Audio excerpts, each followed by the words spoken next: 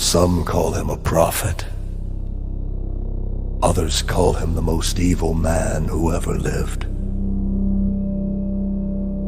He was a magician, a poet, a scandal maker, and to his critics the very embodiment of the Antichrist. This is the story of Aleister Crowley, the man they called the wickedest man in the world. And tonight, we open his forbidden book. Aleister Crowley was born.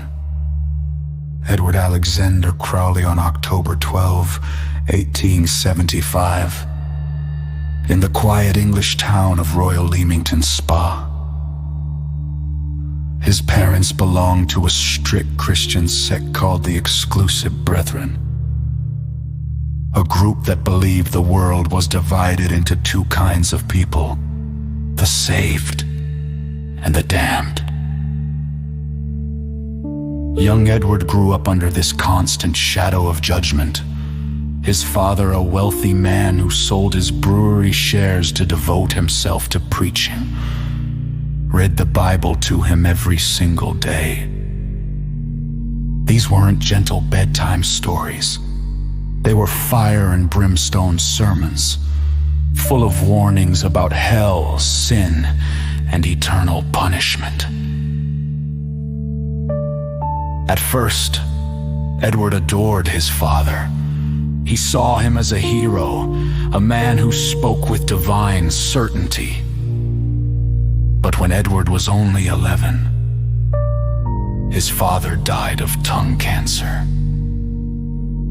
That moment shattered his world. The boy who once idolized his father became bitter and angry. The faith that had once been a comfort now felt like a prison. His mother, overwhelmed by her son's defiance, began calling him the Beast, a name taken straight from the book of Revelation, meant to frighten him back into obedience.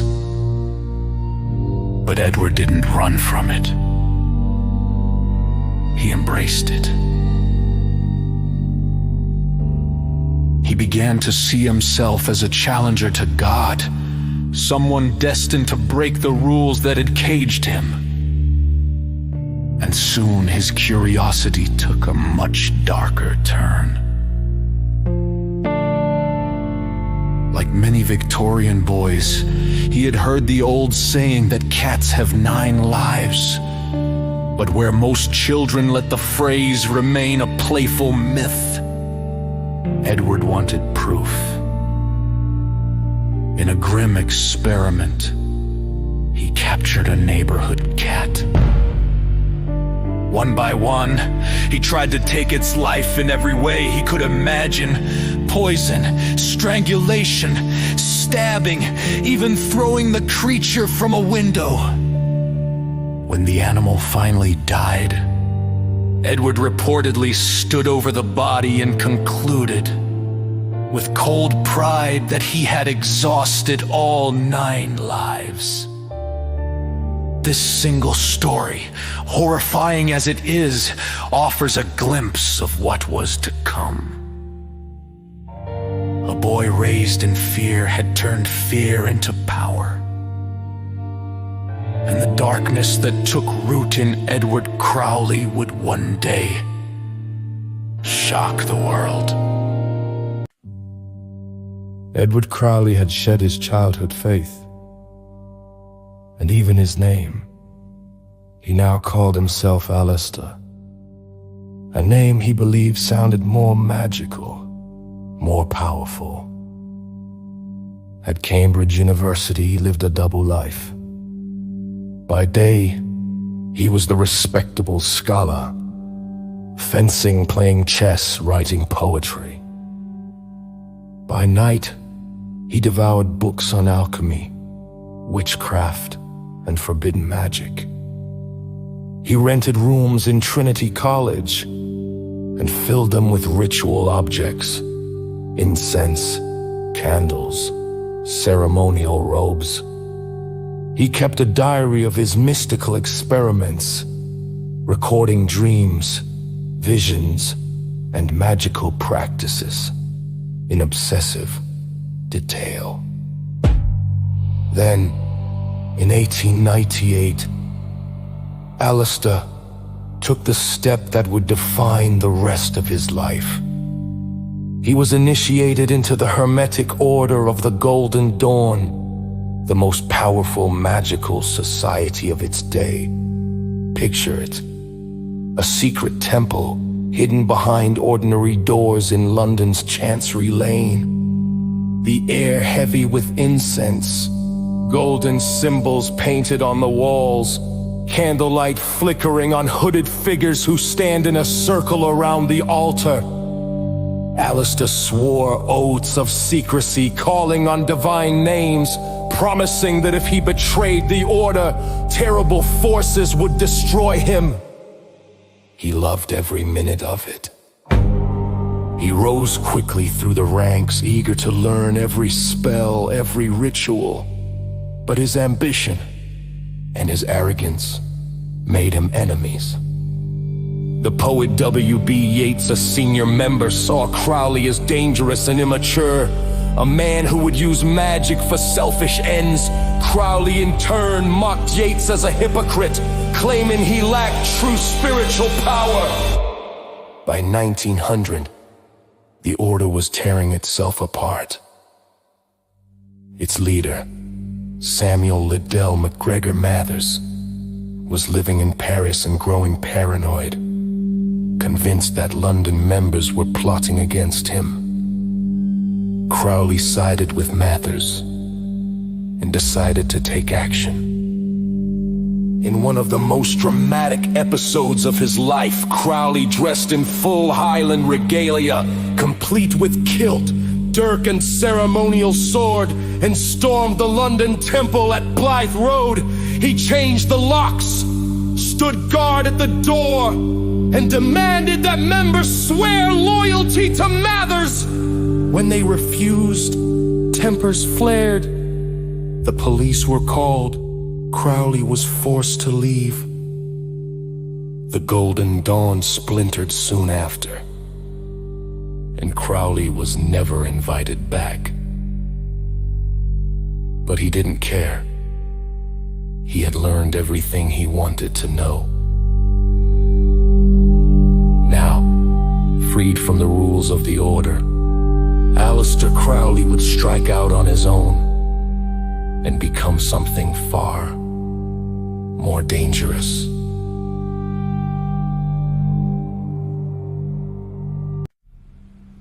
In 1899, Aleister Crowley bought a remote estate on the shores of Loch Ness in Scotland, a lonely manor called Boleskine House. To the locals, it was an eerie place. Already rumored to be haunted, servants whispered of strange noises and unearthly shadows even before Crowley arrived. But for Aleister, this was no ordinary home. It was to be a temple. Here, he planned to perform the Abramelin ritual, a legendary working of ceremonial magic that could take months, even years, to complete. Its goal was simple, but terrifying: to summon one's holy guardian angel, a spirit guide who would reveal the magician's true will. Crowley locked himself away, purifying himself with daily prayers and ritual offerings. But things did not go as planned. As the ritual intensified, he claimed strange forces began to stir around the house. Servants fled in terror, saying the rooms were alive with presences, that doors opened by themselves, and that ghostly shapes walked the halls. Whether these were the results of magic or Crowley's growing obsession, no one could say. And just as the ritual was reaching its climax, Crowley was called away, forced to abandon the process halfway. He would later write that leaving the ritual unfinished had let loose dark spirits, demons, that haunted the house and perhaps even followed him for years afterward. But Crowley was far from done with magic. In 1904, he traveled to Cairo with his new wife, Rose.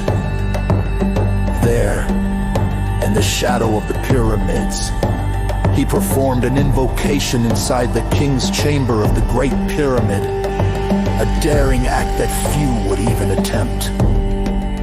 To his shock, it was Rose, not Crowley, who went into a trance. She began speaking of a god who wished to contact him, a being who had chosen Crowley for a great task. At first, Crowley thought she was joking, or simply hallucinating. But when she correctly identified the ancient god Horus in a museum full of Egyptian artifacts, something she should not have known, Crowley began to take her seriously. And then, over the course of 3 days, he claimed to hear a voice dictating words to him hour by hour. He wrote feverishly, filling page after page with what would become known as the Book of the Law. Its message was as shocking as it was liberating. Do what thou wilt shall be the whole of the law.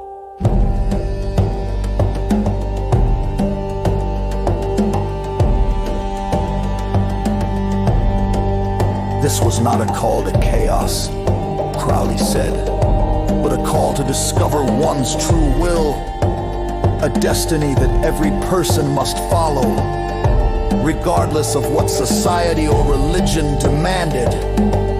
Crowley believed that this revelation marked the beginning of a new era. He called it the Aeon of Horus, the age of the crowned and conquering child, and proclaimed himself its prophet. To his followers, it was the dawn of a new spiritual freedom.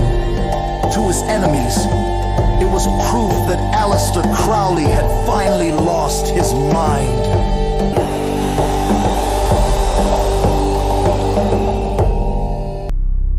Crowley's life after Cairo took an even darker turn.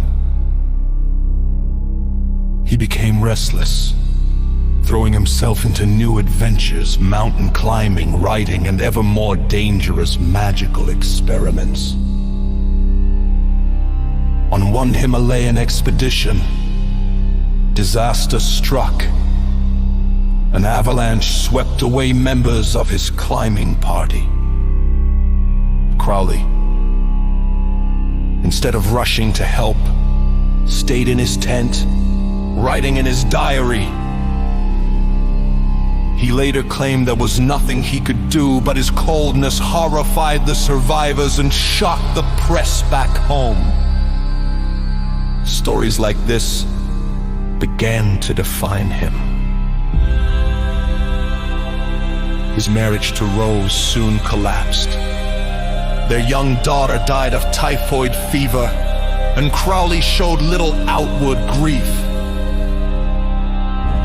Rose turned to alcohol and Crowley turned deeper toward magic, ritual drugs and sex magic. He founded a new magical order, the Aether, where he trained disciples in ceremonial magic and mystical discipline. But he wanted more than just private ritual. He wanted to shock the public. In London, he staged a series of dramatic performances called The Rites of Eleusis, part theater, part occult ceremony with chanting, incense, and strange invocations. The press erupted in outrage, calling the shows blasphemous and perverse. Crowley loved every moment of the scandal. But his fame came at a cost. The tabloids now followed his every move, branding him the wickedest man in the world. He embraced the name, signing letters the Beast 666, leaning into the persona his critics feared. Soon, he found himself entangled with another secret society, the OTO, Ordo Templi Orientis. When its leaders discovered Crowley's secret techniques of sex magic, they made him head of the Order's British branch. Crowley rewrote its rituals, turning it into another platform for his teachings. By now, his name had become synonymous with scandal. To some, he was a prophet of freedom, a visionary calling humanity to break its chains. To others, he was a dangerous degenerate, proof that society was sliding toward moral collapse. And Crowley didn't seem to care which view was true. He wanted to be remembered as a prophet, a villain, or perhaps both.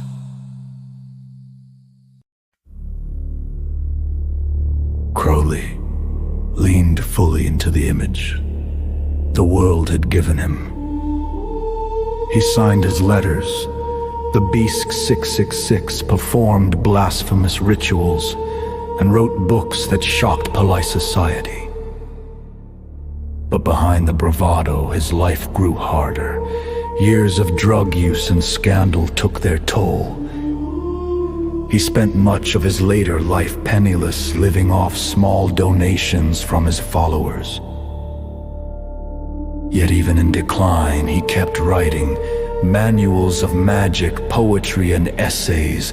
He continued to train disciples, determined that his vision of a new spiritual age would outlive him. When he died in 1947, his followers held a ritual at his funeral. Newspapers called it a black mass. Even in death, Crowley caused outrage.